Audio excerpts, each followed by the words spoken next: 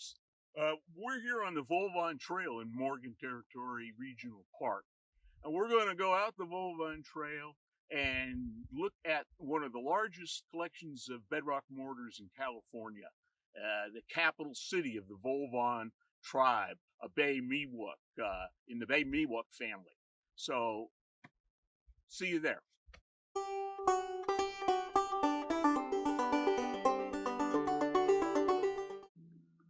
All right, I'm sitting here over a bedrock mortar that is just about the right size for finishing acorn that's been smashed up in a starter mortar into acorn flour. It's not that deep, maybe 2.5, 3 inches, conical, but it'd be perfect for.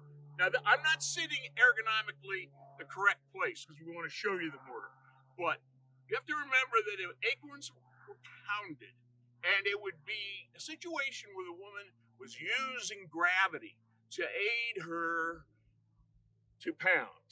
And she wasn't just beating on it, she was using it, maybe steering it and using it to pound down the acorn. So anyway, this is where it took place, and you'll see other examples around here. Okay, when we talk about bedrock mortars, we want to go beyond depth and capacity, which is sometimes as far as people go, to features of the inside of the mortar itself, like the mouth and the rim. You can almost see here that there is a slight ring defined above this pretty deep cone.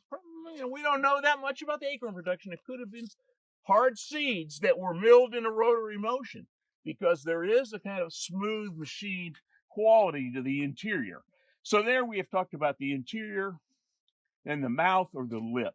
The rim is that whole area, would be called rounded. We've just used this mortar, which is qualitatively, in terms of shape, somewhat similar to the one we just looked at, but we want to call attention to its far more battered interior, which may give us a clue as to what was processed here. But machined, very smooth.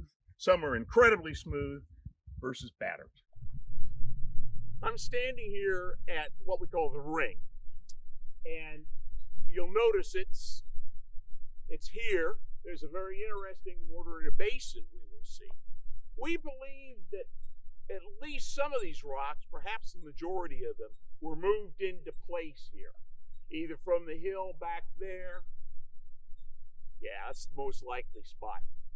And the fact that the beachy ground squirrels have been active this drought year, they've undermined a lot of these rocks, and you get some feel for the shallowness of their bases vis-a-vis the soft dirt that's washed down in the 200 plus years since the Volvon left this land. All right, mortar and basin. We got a kind of mortar that could be used for pounding acorn into flour, but might not be. And you could think it's got a wide area where you would scoop back the mortar flour, and it does get windy up here on the saddle between Marsh and Mallory Creeks. But there could be other uses. One thing we have thought recently is maybe some substance that was more or less gelatinous when pulverized would dry to something really nice in this beautiful mortar and basin arrangement. Okay. The one in the foreground is I think it's one of the most beautiful mortars out here. It is a beautiful cone that is pretty deep. I mean, you can see my fingers were out, 9, 10 inches, who knows. Nice rounded rim, beautiful. It's machined, more or less machined, smoother on one side interior. It's great. This is another classic and a beautiful mortar. I mean, I guess how many favorites do you get to have? I don't know. This has what I call a fishtail spillway. You can notice it. It's clear. There's a slight indentation around part of the rim, what we call olla, others might pronounce oya. It's not a complete olla bowl or cone, But this really is just a very deep cone that flares its mouth outward. And a lot of mortars of this type, a lot of deeper mortars, or just, large capacity mortars in general, tend to flare like, like a brass, the bell of a brass instrument. We'll see better examples later. But this is great, and it's worth seeing in the winter. When the mortar is filled completely and the spillway is full, if we ever get a good winter again, it's really extra beautiful and photographs well then. All right, here is a classic example of a nipple mortar. This cupule, which you look up cupules online and see Jeff Fentress's article about the cupule petroglyphs in the Diablo range. This is like a golf ball diameter, hemispherical, beautiful dish. Inside, a mortar that has mostly straight up and down sides. If the bottom were more flatter, I'd call that a pan, but it does have a slight curve to it. Anyway, great mortar with this almost life preserver like raised rim. Down below it, and you'll see this too in mortar rocks, or what I call an above-below relationship between the only two mortar rocks on the rock. I mean, you'll see big slabs and you think, well, how come they're not more mortars? There's only one, and then you'll see something like this that has two. Here we have a mortar that's slightly high-low, and it has something of a raised rim. It's not quite, it's close to being what we call a fat lip, where it really is noticeable. There's some down by Mission Peak. But the lichen is growing, the moss is growing. We're not going to strip it down because we know what's there. We've seen what's there. This is a beautiful mortar that now seems compound, and I think it is, but was it actually originally that way, or is this an adaptive reuse of an old mortar? Can't say. From, 7 inches, it's down to the tip. It's just a nicely machined cone. And then it has an upper section that partly Ola. Anyway, I'm just, the high-low rim is what's most interesting. This is, that mortar is deeper than a typical acorn processing mortar and looks like it was done with seeds in mind, but it's not like, I'll just spin a mortar around for 5 minutes and all the seeds are ground for what we're going to have. No, that was equally a tedious project. So, beautiful mortar. All right, I'm looking back at the ring and at the first little hill. We're about ready to get on an amazing ancient trail.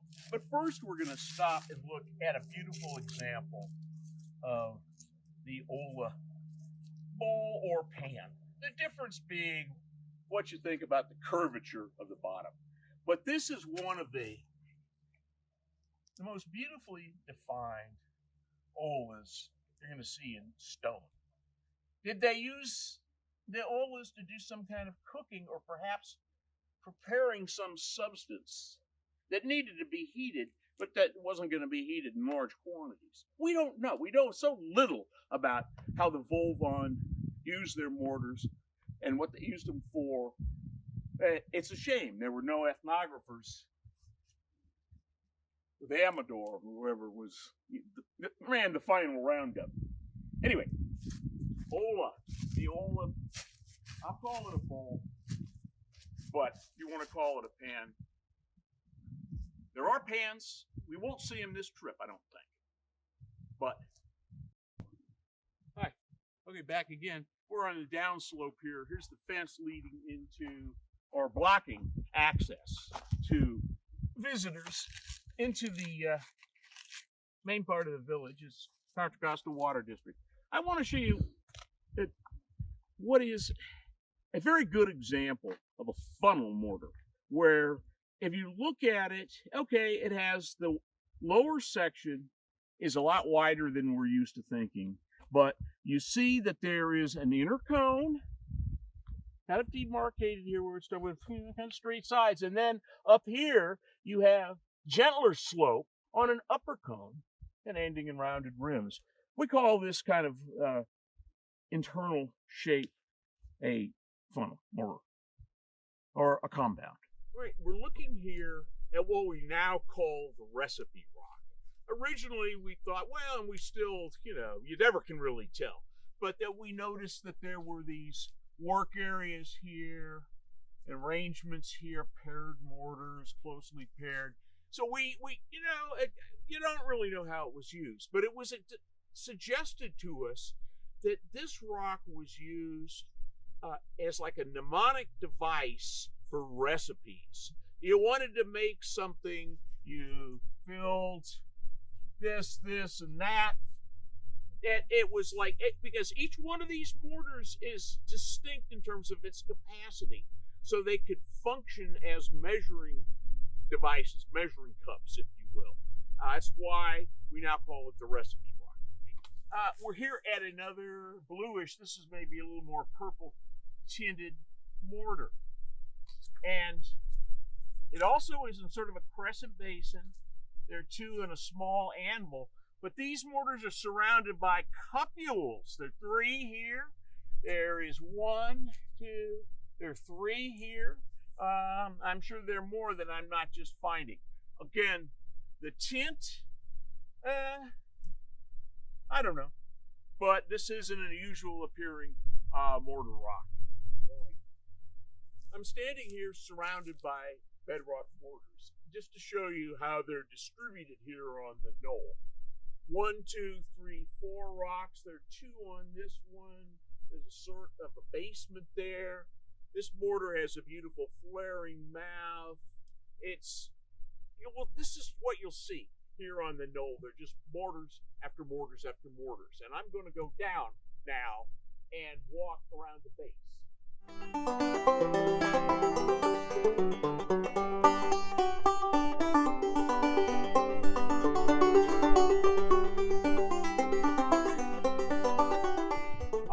And look at a nice rock, a 6 mortar rock. It's a Suscropa, a wild boar skull, small wild boar looks like, maybe not that small. Come by, here's a beautiful compound mortar. An inner cone has got, largely machined, but not completely. And this is like a, again, horn-shaped upper section. Yeah, these are all just great mortars. And, I'm dumping this on a mortar rock, by the way. You can kind of see some of the indentations. The mortar rocks are so thick here.